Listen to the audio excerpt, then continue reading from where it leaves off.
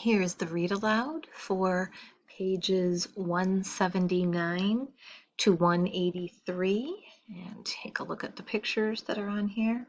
This is a sandstone carving of the Hindu god Vishnu, preserver of the world.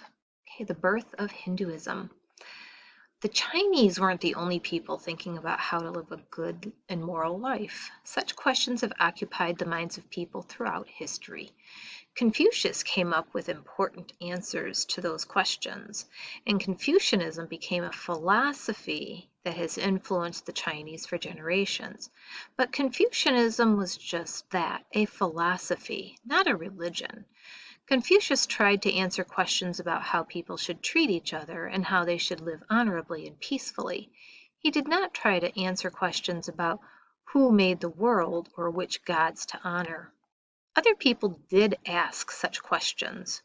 West of China, some important ideas had been developing for a very long time. You remember that on the Indian subcontinent, on the banks of the Indus River, a civilization rose in the 3rd millennium BC and declined 700 or 800 years later? The Indus River peoples left thousands of soapstone seals that showed not just zebus and elephants, but a cross-legged man apparently meditating. No one knows exactly what happened to the people of the cities of Mohenjo-Daro and Harappa, but the modern religion of Hinduism may have been born there. Hinduism is one of the world's oldest living religions. Nowadays, it has perhaps 800 million to 900 million followers, most of them in India. Hinduism incorporates a very wide range of beliefs, a belief in many gods, as well as in one universal essence. Hindus have written great works of literature and built ornately carved, and here's India right here on the map. Ornately carved temples. Their ideas have profoundly influenced people in Asia and around the globe. Remember the Indus River? The tradition of Hinduism emerged out of the mixing of peoples and cultures of the Indus Valley with those of Aryan language speakers who gradually migrated into India from Central Asia and settled on the Ganges Plain. Okay, so they came from up in this area down into the Ganges River. Look at the map to find the Hindu Kush Mountains in what is now Afghanistan. Locate the Indus and Ganges River. Okay, so here's the Hindu Kush, here's the Indus River, and here's the Ganges River. Aryan settlers. About 1500 BC, after the ancient Indus River Valley civilization had already declined, many groups of nomadic horsemen and herders crossed the banks of the Indus into northern India. These tribesmen from Central Asia had no fear of war. They called themselves Aryas. Their language came from an old language at the root of many modern languages, including Persian, most European languages, and English. Deftly riding their chestnut horses through mountain passes and driving their cattle before them, they moved out of the foothills of what is now Afghanistan onto the fertile plains of northwest India. Okay, north and west. As the Aryan herders came out of the mountains, they must have been delighted at the lush grasslands that met their gaze. They were cattlemen, and those pastures seemed to guarantee a future for their herds. That was worth fighting for. Aryans were skilled with the bow and arrow and masters of the horse-drawn chariot. On light spoke-wheeled chariots, they charged into battle. Those in their path seemed powerless to stop the newcomers. Some of the early settlers along the Indus fled south. Others remained. living alongside the Aryans, exchanging grain for their cattle, goats, and sheep. At night, they listened to hard-drinking men tell stories of their steed-taming gods.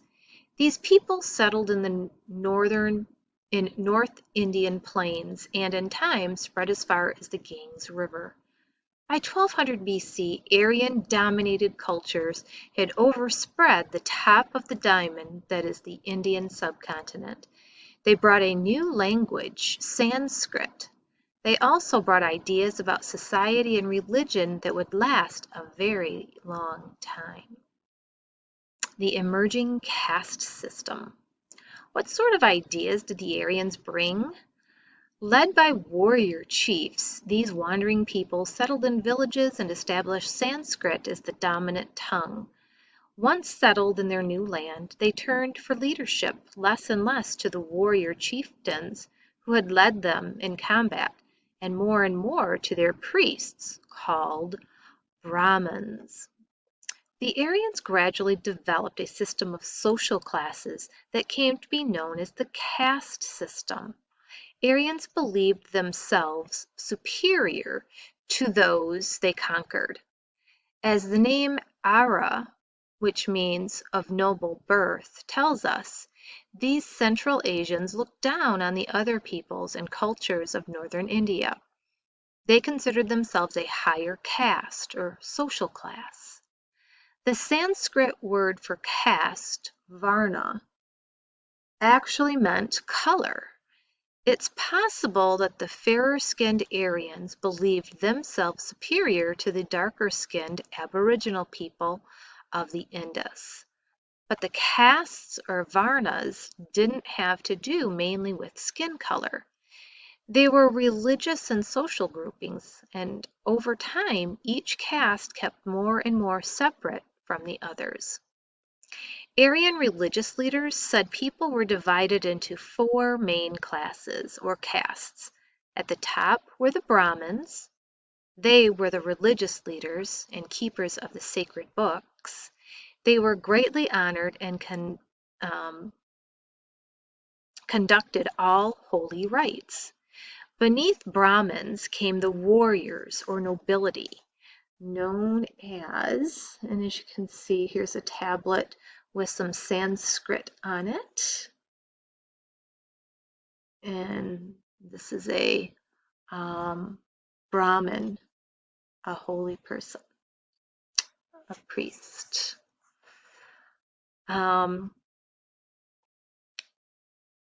Kshatriya.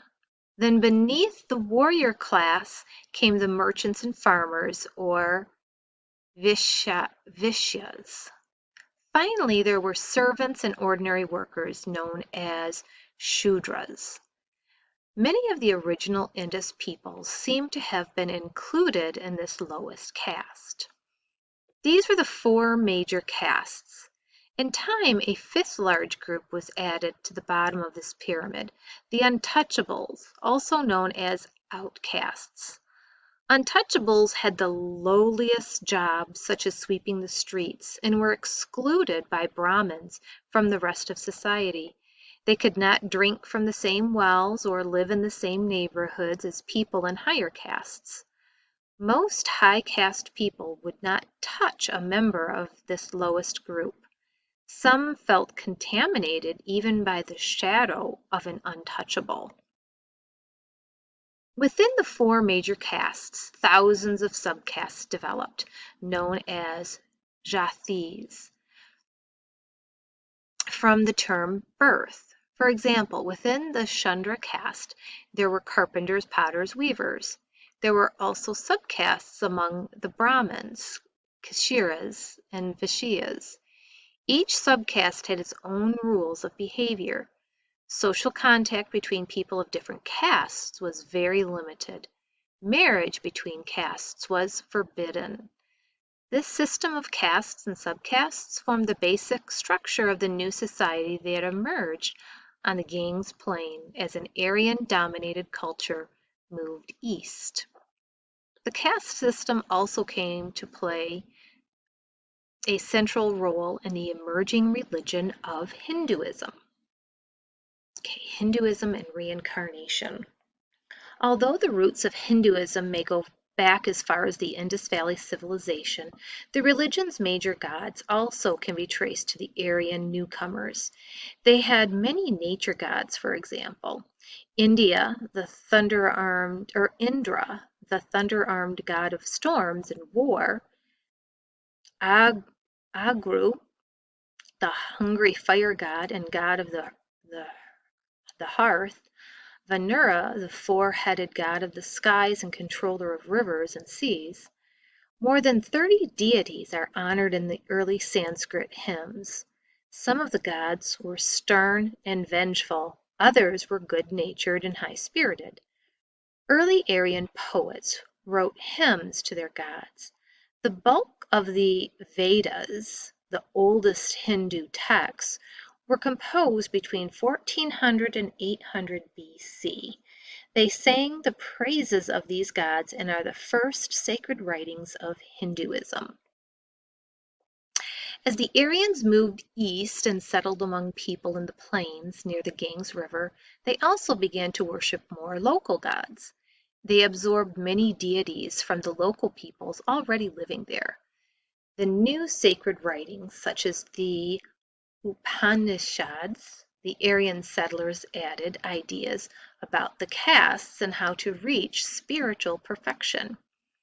What did these Hindu ideas teach? Hinduism taught the essential self of a life being called Atman never dies. Hinduism also taught reincarnation, the idea that when the body dies, the self is reborn, either as a human or an animal. All life, Hindus said, is an endless cycle of death and rebirth. What one did in this life determined one's caste or position in the next life. The self was believed to have as many lives as necessary to reach spiritual perfection. How did this work? The self could be born as a prince or a worker or a cow, but by fulfilling one's duties and being faithful to one's obligations, no matter what one's caste, the self could grow and go on to a higher caste in the next life.